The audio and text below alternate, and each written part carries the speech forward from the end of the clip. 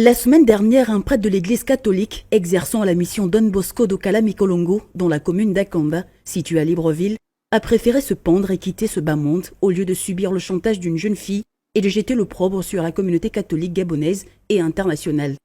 Il avait le courage pour compter fleurette à la petite, mais il n'a pas eu assez de cran pour résister au coup de boutoir d'une fille qui voulait l'escroquer. Comment un prêtre catholique peut-il aller jusqu'à filmer ses ébats? Comment un prélat peut-il laisser une Jézabel prendre son téléphone et tourner une vidéo pornographique avec lui?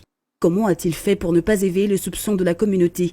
Pourquoi n'a-t-il pas cherché de l'aide ou des conseils auprès de sa hiérarchie?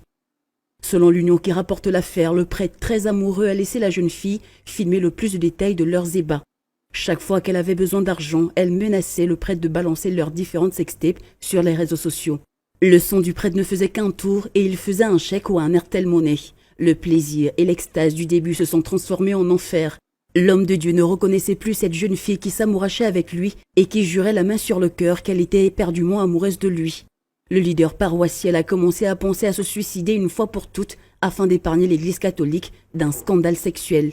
Il voulait sauver l'honneur de toute l'église. C'est ainsi qu'il a pris tout son temps pour présenter les causes de sa mort par pendaison dans une lettre d'adieu et de faire la description de la jeune fille qui faisait du chantage. Il a pris une corde et est rentré dans sa chambre. Il est monté sur un appui et a enroulé la corde autour du cou. Ce dernier a été retrouvé pendu. La jeune fille est arrivée à la congrégation le même jour pour récupérer son argent, ne sachant pas que le prêtre était déjà mort.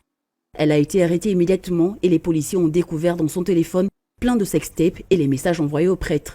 Ce scandale sexuel soulève à nouveau la problématique du célibat des prêtres qui peut être considéré comme une hypocrisie.